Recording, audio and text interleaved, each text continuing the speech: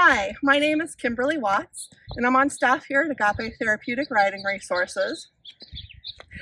And our mission at Agape is to cultivate personal growth by strengthening mind, body, and spirit through unique horse-assisted experiences.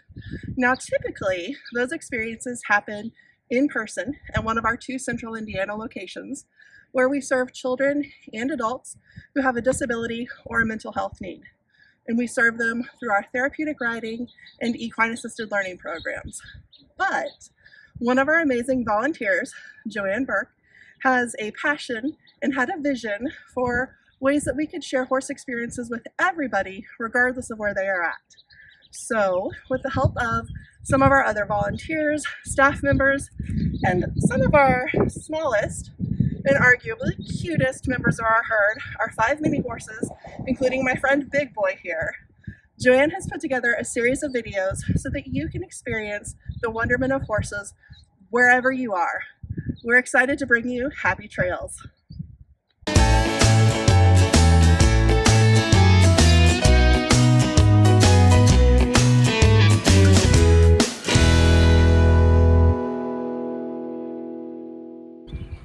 Today we're going to be looking at wildlife watching, and it's the middle of April here, and in my backyard I've been watching a robin building a nest. There's so many birds, very active and very vocal out here this morning. There was a cardinal calling at the top of the maple tree. It's springtime, and there's lots of activity with wildlife right now. So let's talk about some of our favorite things that we like to do with wildlife watching today. And we'll talk about some of the differences among people and animals. Some of us are predators. Horses, for instance, are prey animals. So we'll be talking about some of the differences in behaviors here. Here at home, we're trying to attract some bluebirds, so we have feeders out, and we have mealworms in the feeders, and here are our houses that we hope we get some bluebirds nesting in. And we also put a wren house for wrens out in our front yard, and we're hoping we attract some wrens this summer. We did have wrens nesting in this wren house last summer, so we're hoping. I'm sure some of you have done that or watched wrens nesting. As I drive down to Agape this morning, I'm watching wildlife. Here are some turkey vultures in the fields, and if we look up in the sky, you can see some of them flying around on the thermals. And we need turkey vultures. Some of you may call them buzzards. They eat dead things in the fields and on the roads.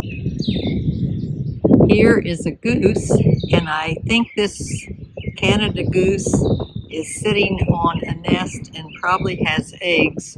It's hard to see the goose because the goose blends in so well with the dried grasses, but it looks as if there is a nest that's been built there, and that goose is sitting on eggs. It's so interesting. It's only recently that we have begun to understand the environment and the ecosystem and the delicate balance that nature has. I mentioned the turkey vultures a little earlier. They're not very well regarded sometimes, but they play a very vital role in the ecosystem, as does every living being. I'm down here at Agape now, and we see Smokey and Big Boy just really chilled out this morning here on this beautiful spring morning. And we're going to walk on past here and go out into the trails and in the woods here behind the lots for the mini horses. So here is Cece. She's in her lot, and Sunny and Prince are away on a visit this morning. So I'm going to go on past the lots here where the minis are and head on back here into the woods, and let's see if we can find some wild animals this morning, or some interesting birds as we take a walk on the trail here today.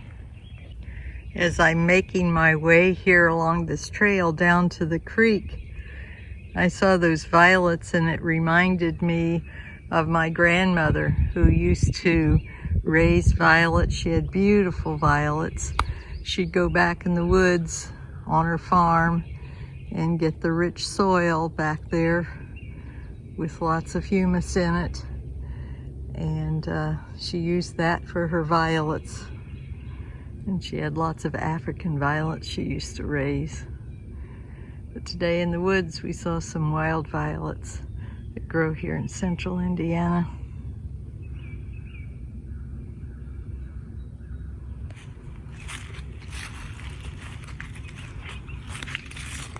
So mostly out here this morning I saw a red-tailed hawk and saw a squirrel, and that's what we've seen here in the woods this morning. But let's go on back, see if something appears.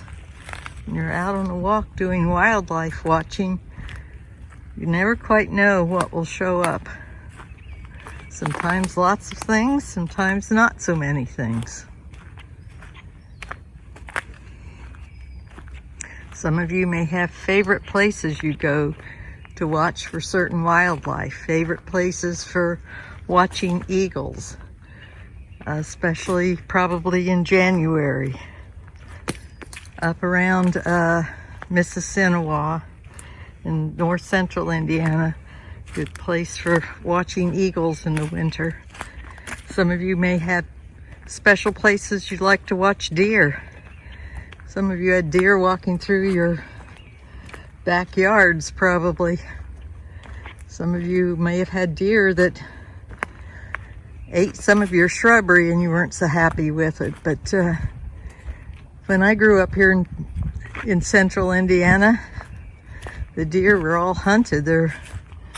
I never saw deer when I walked out in the woods on the farm.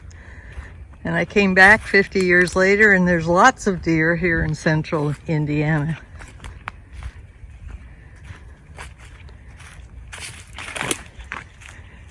Okay, now I'm down by the creek and we see a pair of mallards, male and female mallard ducks, and they're probably preparing to nest along the banks of the river, or of the creek here. Just going behind the tree here. There they are.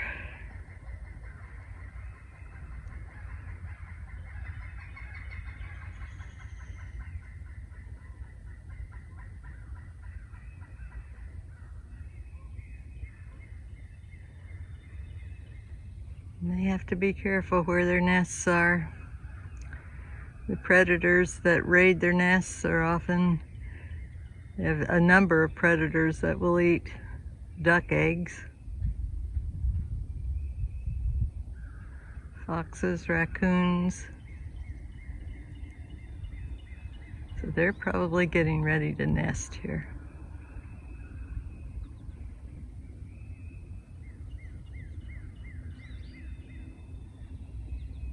There are many different kinds of ducks.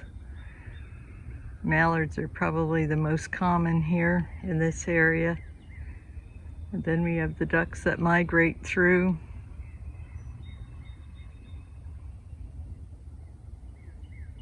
These are residents. So they're over there probably preparing to nest.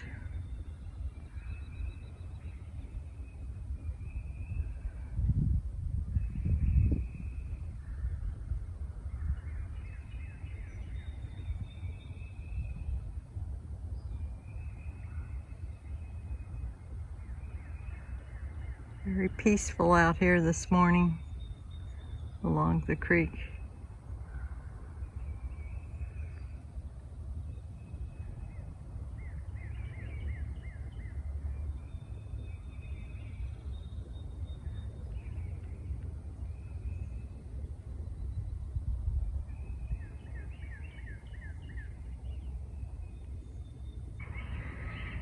As I came out of the woods and came up by the lot where Cece is by herself now because Sunny and Prince are away on a visit.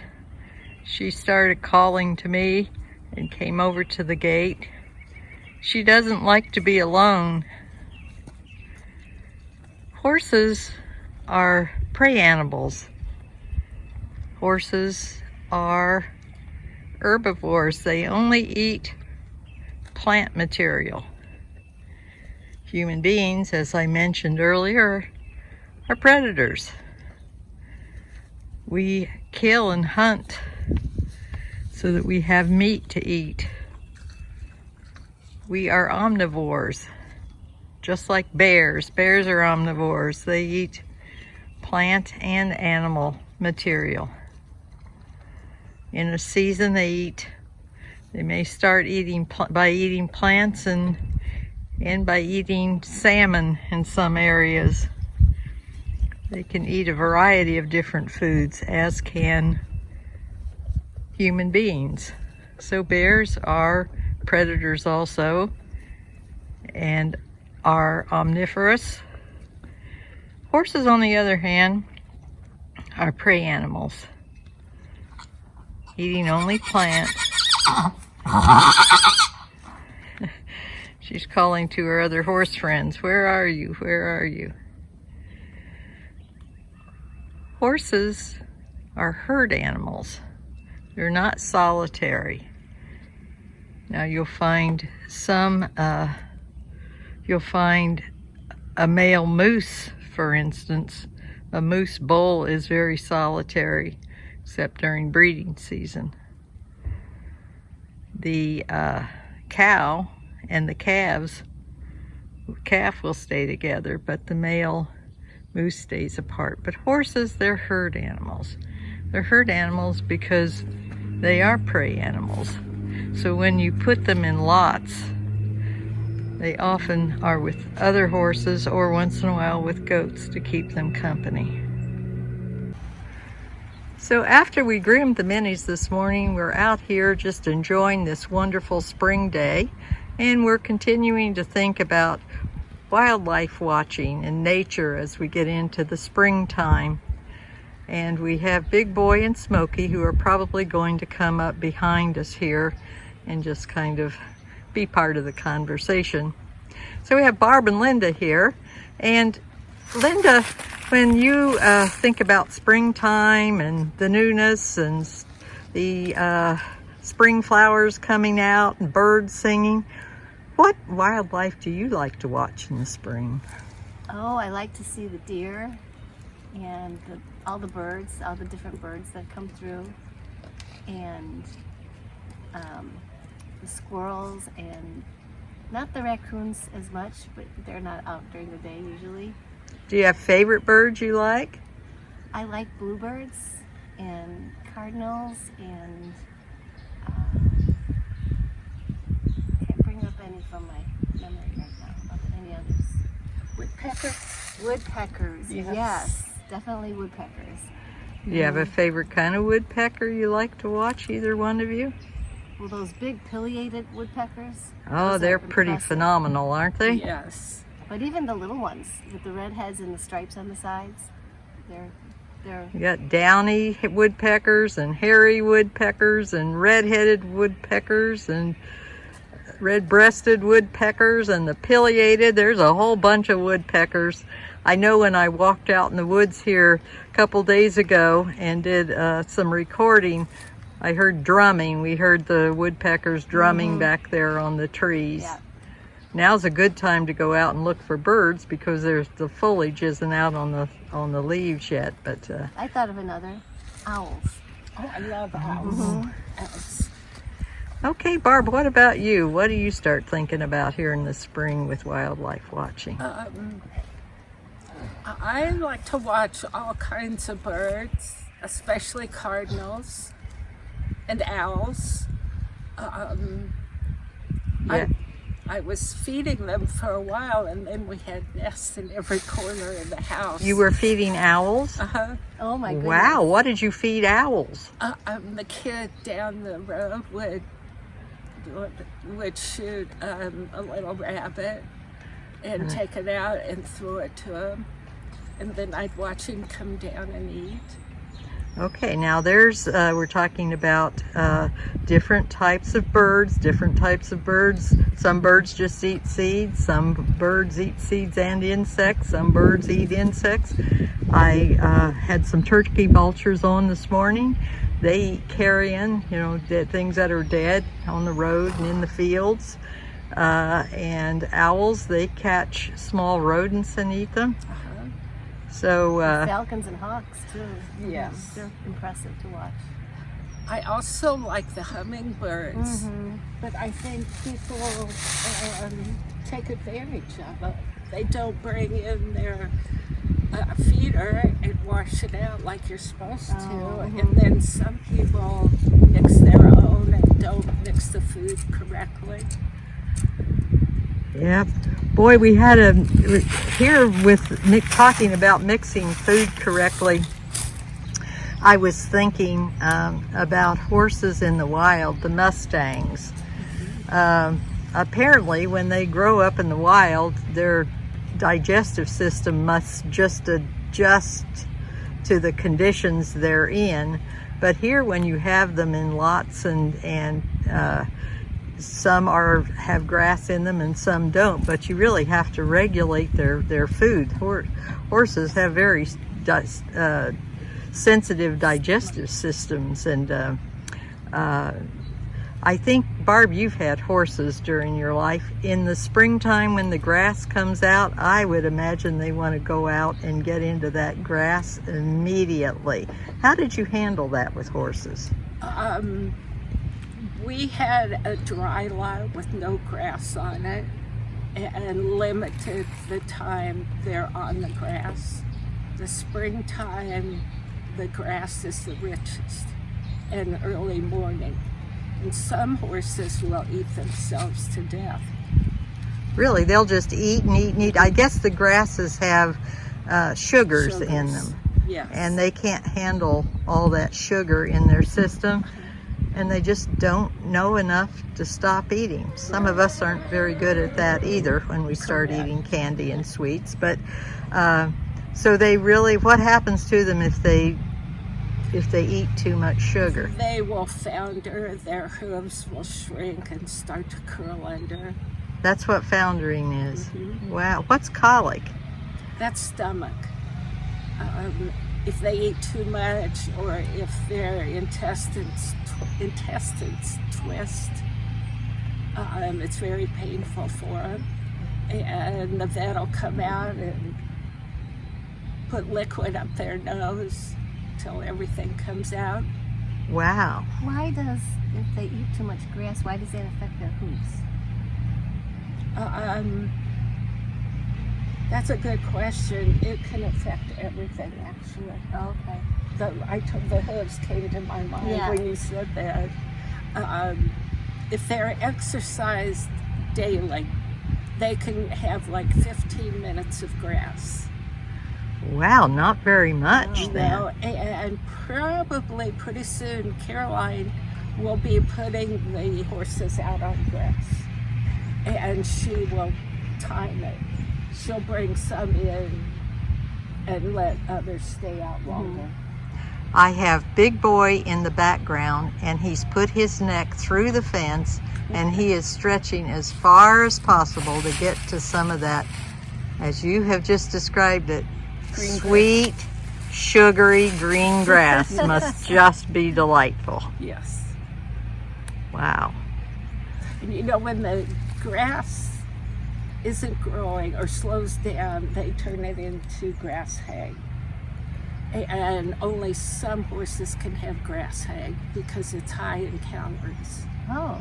So they limit the grass hay, and we'll put them on a supplement. What is regular hay? It could be wheat, it could be high fiber oat grass, wheatgrass.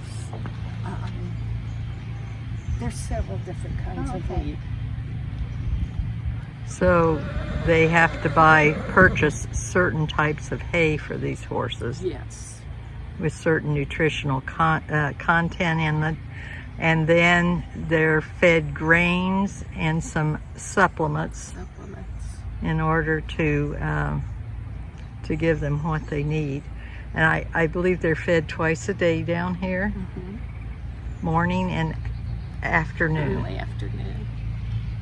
And the minis only get grain once a day, I understand. It is just fascinating to watch Big Boy try to get at that grass this morning. He's really trying to reach. Now we know why. It's sweet and sugary.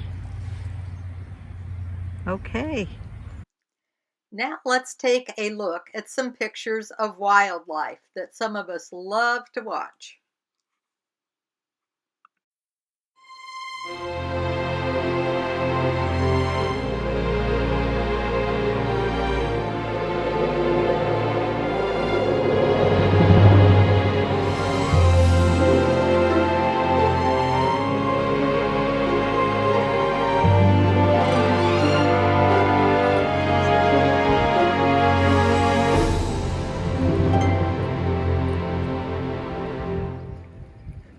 Sunny and Cece take a walk in the woods.